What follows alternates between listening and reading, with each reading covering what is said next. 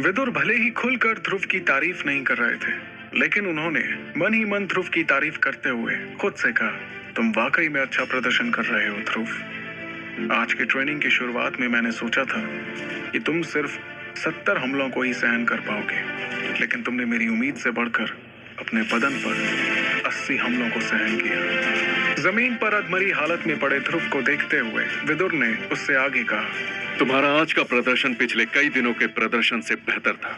अपने आचार्य विदुर के मुंह से इतना सुनने के बाद ध्रुव ने एक गहरी सांस ली और जमीन पर जा गिरा। कुछ देर बाद जब उसके शरीर में अपने पैरों पर खड़े होने की हिम्मत आई तो उसने अपनी आंखें खोली।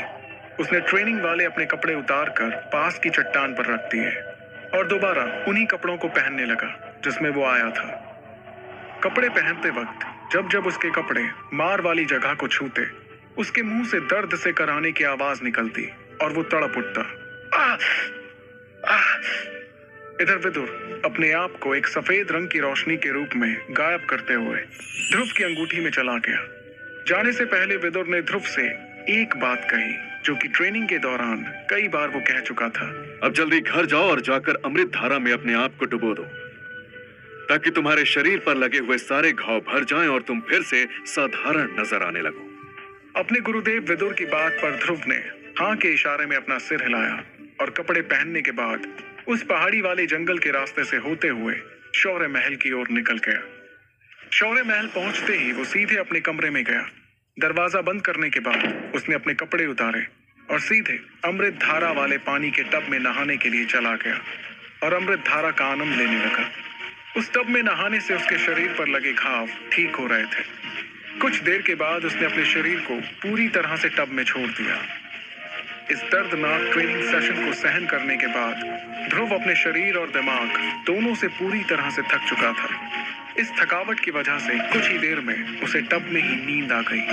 जब ध्रुव गहरी नींद में सो रहा था तब अमृत धारा अपना असर दिखा रही थी। वो ध्रुव के शरीर की उन सभी मांसपेशियों को मजबूती दे रही थी जो उस कठिन और दर्दनाक ट्रेनिंग के दौरान कमजोर हो गई थी। जब ध्रुव की नींद खुली तो उसके कमरे में सूरज की किरणें दस्तक दे चुकी थी और अब वो 23 किरणें सीधे ध्रुव के कमरे की खिड़की से होते हुए उसके चेहरे पर आ रही थी। जैसे ही ध्रुव ने अपनी आंखों को खोलने के बाद अमृत धारा से भरे टब से उठने की कोशिश की, उसके शरीर की मांसपेशियां कड़कड़ाने लगी, जिसे महसूस करते हुए उसने अपने आप से कहा, बस इस पल के लिए ही तो मैं ट्रेनिंग के समय इतनी मेहनत करता हूँ ताकि मेरे शरीर में और जान आ जाए। इतना कहते हुए जैसे ही ध्रुव अमृत धारा से भरे हुए उस टब से बाहर निकला तो उसने देखा कि टब में अमृत धारा वाले हरे रंग के पानी ने अपना रंग बदल दिया। अब उसमें हरे रंग के पानी की जगह पूरी तरह साफ पानी दिखाई दे रहा था। उस पानी को देखकर ध्रुव ने खुद से कहा, मुझे अमृत धारा का और इंतजाम करने के बारे में भी ध्यान रखना जरूरी है। ये सोचते हुए कुछ ही देर में ध्रुव आईने के सामने जाकर खड़ा हो गया। उसे अपने अंदर एक अलग ही शक्ति महसूस हो रही थी। ध्रुव ने अपने आप को आईने में देखकर खुश होते हुए खुद से कहा, अब आखिरकार मैं शक्ति के 5वें सितारे पर हूँ। अब मैं नहीं रुकूंगा। आधे महीने में शक्ति का चौथा सितारा और फिर अगले 1.5 महीने में शक्ति के 5वें सितारे को पाना पहले वाले ध्रुव के लिए नामुमकिन था। जिस तरह से ध्रुव अपनी शक्ति को बढ़ाने के लिए कड़ी मेहनत कर रहा था, उसे देखकर ऐसा लग रहा था कि अगले साल तक उसके लिए अपनी शक्ति को 7वें सितारे पर ले जाना कोई ज्यादा मुश्किल का काम नहीं होगा। लेकिन इस बात में भी कोई दो राय नहीं थी कि ध्रुव के साथ जो कुछ भी हो रहा था वो सब कुछ अमृत धारा की बदौलत ही था, क्योंकि ध्रुव इन दिनों जिस तरह की कठिन ट्रेनिंग से होकर गुजर रहा था, बिना अमृत धारा के ये सब सह पाना उसके लिए नामुमकिन था। और शायद बिना अमृत धारा के तो वो ऐसी ट्रेनिंग करते हुए 7वें सितारे तक पहुंचने से पहले ही मर सकता था। ध्रुव ने फिर आईने में खुद को देखते हुए कहा, अगर मुझे अपनी शक्तियों के सितारे को आगे बढ़ाना है तो मेरे लिए फिलहाल सबसे जरूरी है अमृत धारा के लिए फिर से जड़ी बूटियों को इकट्ठा करना। अपने आप से बातें करते हुए ध्रुव बेड पर आकर बैठ गया और अपने पास रखे हुए पैसों को जोड़ते हुए खुद से कहने लगा, मेरे पास अब भी इतने पैसे नहीं है कि मैं अमृत धारा के लिए जरूरी सामान को खरीद सकूं। मुझे अपनी इस हालत पर यकीन नहीं हो रहा। मैंने कभी सपने में भी नहीं सोचा था कि पैसों की कभी मुझे इतनी ज्यादा जरूरत पड़ेगी। इस बार ध्रुव ने अंगूठी में बंद विदुर से पूछा, आचार्य, मैं आपसे ये पूछना चाहता हूँ कि क्या इस बार हम अमृत धारा बनाने के लिए पिछली बार वाली जड़ी बूटियों में से कुछ जड़ी बूटियों को कम नहीं कर सकते? इस बात को नकारते हुए विदुर ने कहा, बेशक तुम चाहो तो आधे से कम जड़ी बूटियां लेकर आ सकते हो, लेकिन एक बात याद रखना, जिस तरह से तुम्हारी ट्रेनिंग चल रही है तुम्हें ऐसा नहीं करना चाहिए। बाकी तुम्हारी मर्जी। दरअसल ध्रुव भी विदुर के सामने नाटक कर रहा था, क्योंकि उसके पास एक रास्ता तो था, लेकिन वो सीधे तौर पर उसके बारे में अपने गुरुदेव से बात नहीं करना चाहता था। हालांकि इस बारे में वो पहले ही थोड़ी सी जानकारी विदुर को बातों ही बातों में दे चुका था। इस बार मौका पाते ही विदुर सीधे अपनी बात पर आ गया और कहने लगा, आचार्य, क्या आपको याद है कुछ दिन पहले जब हम ईरो और सनी के मुकाबले की प्रैक्टिस देख रहे थे, तब मैंने आपको बताया था कि अमृत धारा के लिए पैसे का इंतजाम के बारे में मैंने कुछ सोचा है। ध्रुव की इस बात पर विदुर पलक झपकते ही अंगूठी से बाहर आ गया और उसके सामने आकर कहने लगा, हाँ हाँ, मुझे सब कुछ याद है। मैं यही तो जानना चाह रहा था कि आखिर तुम्हारे इस खुराफाती दिमाग में चल क्या रहा है। तब ध्रुव ने विदुर से कहा, ठीक है आचार्य, मैं आपको सब कुछ बताता हूँ कि मेरे दिमाग में क्या चल रहा है। पहले आप मुझे ये बताइए कि क्या आपके अलावा भी कोई इस अमृत धारा को बना सकता है? ध्रुव की इस बात पर विदुर ने तुरंत जवाब देते हुए कहा, अरे ये कैसी बात कर रहे हो तुम ध्रुव? मार्कस पर कई तरह की जड़ी बूटियां और उनको सही मात्रा में मिलाने से ही कोई इस तरह की अमृत धारा बना सकता है। अगर ये मात्रा कम या ज्यादा हो जाए तो न जाने क्या से क्या बन जाएगा, और इससे तुम्हारे शरीर पर कोई जोखिम भरा असर भी हो सकता है, जो तुम्हें शायद अभी नहीं बाद में पता चलेगा। विदुर इन बातों के बारे में बता ही रहा था कि तभी ध्रुव ने उन्हें बीच में ही टोकते हुए कहा, आचार्य, मुझे ये पता है कि जड़ी बूटियों को गलत तरीके से मिलाने से नुकसान हो सकता है। मैं बस ये जानना चाहता हूँ कि क्या आपके अलावा भी कोई है जो इस अमृत धारा को बना सकता है? इस बार विदुर ने थोड़ा मुंह बनाते हुए कहा, हाँ, हो भी सकता है। विदुर के इतना कहते ही ध्रुव किसी सोच में पड़ गया। अगले ही पल विदुर ने आगे कहा, लेकिन मुझे नहीं लगता कि पूरे ओहान साम्राज्य में मेरे अलावा कोई और भी होगा जो इतनी बढ़िया अमृत धारा बना सके। इस बात को कहते समय विदुर की आंखों में गर्व झलक रहा था। विदुर की बात सुनकर ध्रुव ने खुश होते हुए कहा, आचार्य, आप तो कमाल हो, मुझे आपसे यही उम्मीद थी। मेरे दिमाग में जो चल रहा है वो ये है कि हम इस अमृत धारा की नीलामी करवाएंगे। जब इसकी ऊंचे दामों में बोली लगेगी तो हमारे पास पैसों की कमी नहीं होगी। हम उन पैसों से अच्छी तादाद में जड़ी बूटियां खरीदेंगे और अपने लिए और अमृत धारा बनाएंगे। ध्रुव की इस बात पर विदुर के चेहरे पर कोई खास खुशी नजर नहीं आ रही थी, क्योंकि इस तरह की चीजों को बनाने वाला कभी अपनी तैयार की गई किसी चीज को बेचना ठीक नहीं समझता था। विदुर ने सपाट लहजे में ध्रुव से कहा, अगर तुम्हें यही ठीक लगता है तो देख लो, तुम्हारी मर्जी है, मैं इसमें कुछ नहीं कहना चाहता। जब ध्रुव ने जान लिया कि इस अमृत धारा की नीलामी से विदुर को कोई परेशानी नहीं है, तो वो खुश हुआ और उसके पास अब जितने पैसे बाकी थे उससे उसने कुछ जड़ी बूटियों को खरीदने के बारे में सोचा। कुछ ही देर में ध्रुव बाजार में पहुंचकर बहुत ही जल्द वो जड़ी बूटियां खरीद कर ले आया, जिससे विदुर ने फिर से अमृत धारा बना ली। लेकिन सस्ती जड़ी बूटियों से इस बार विदुर ने जिस अमृत धारा को बनाया था उसका रंग पहले वाले हरे रंग के मुकाबले बहुत ही बेकार सा नजर आ रहा था।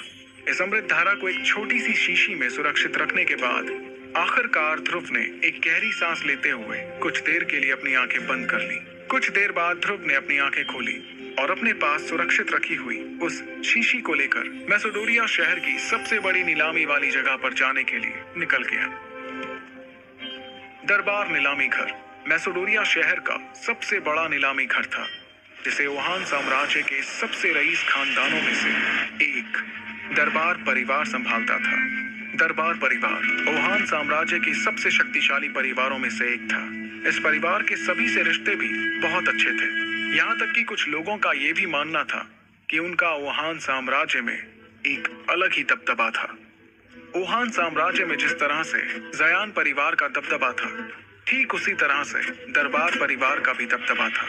उनके दबदबे का असर नीलामी के वक्त भी देखने को मिलता था। चाहे कितना भी फायदा हो या नुकसान, कोई भी दरबार परिवार के खिलाफ जाने की हिम्मत नहीं करता था। इधर दूसरी तरफ ध्रुव नीलामी घर के ठीक सामने आकर खड़ा हो गया था। अगले ही पल उसके दिमाग में कुछ आया। वो पास वाली गली से अंदर गया और वहां से अपने मुंह पर एक काले रंग का नकाब डालकर निकला। इस नकाब के साथ साथ ध्रुव ने अपना पूरा का पूरा हुलिया ही बदल लिया था। उसने सिर से पैर तक काले रंग के कपड़े पहन लिए थे, जिससे अब वो पहले से थोड़ा तगड़ा भी नजर आ रहा था। उसे इस हुलिये में अब कोई भी पहचान नहीं सकता था। अब ध्रुव ने एक राहत की सांस ली, लेकिन ऐसा बिल्कुल भी नहीं था कि अपना हुलिया बदलने के बाद ध्रुव बेपरवाह हो गया था, बल्कि वो इस बात को बहुत अच्छे से जानता था कि जब लोगों को इस अमृत धारा के बारे में पता चलेगा तो इस बात को बहुत ही होशियारी से संभालना होगा, क्योंकि शायद वो इस बात को समझ चुका था कि जब इस अमृत धारा के बारे में शहर के दलों को पता चलेगा तो हर कोई इसे पाने की ख्वाहिश रखेगा। हर कोई चाहेगा कि अमृत धारा की मदद से उनका दल और भी ज्यादा शक्तिशाली हो जाए। अमृत धारा को पाने की चाह में कोई ना कोई उस तक पहुंचने की कोशिश करेगा, इसलिए ध्रुव ने अपना हुलिया बदलने का ये रास्ता चुना था। एक बार फिर से नीलामी घर के ठीक सामने खड़े होने के बाद ध्रुव ने पूरे भरोसे के साथ उस नीलामी घर में कदम रखा। हालांकि उस नीलामी घर के बाहर कुछ सैनिक खड़े नजर आ रहे थे, लेकिन किसी ने भी ध्रुव का रास्ता रोकने की हिम्मत नहीं की। नीलामी घर में जाने के बाद ध्रुव ने बहुत ही जल्द अपनी नजरों को इधर उधर दौड़ाना शुरू कर दिया और तभी उसकी नजर एक कमरे पर गई। उस कमरे पर लिखा हुआ था इंस्पेक्शन रूम। ये वही जगह थी जिसकी ध्रुव को तलाश थी।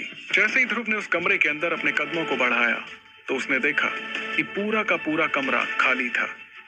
तभी उसकी नजर एक अधेड़ उम्र के आदमी पर गई, जिसे देखकर ध्रुव ने दरवाजा खटखटाते हुए कहा, क्या मैं अंदर आ सकता हूँ?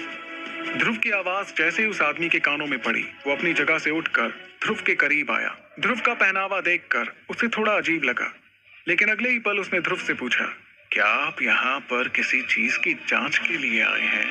ध्रुव ने भारी भरकम आवाज में जवाब दिया, हाँ बिल्कुल। दरअसल ये भारी आवाज ध्रुव की नहीं बल्कि उसकी अंगूठी में बंद विदुर की थी।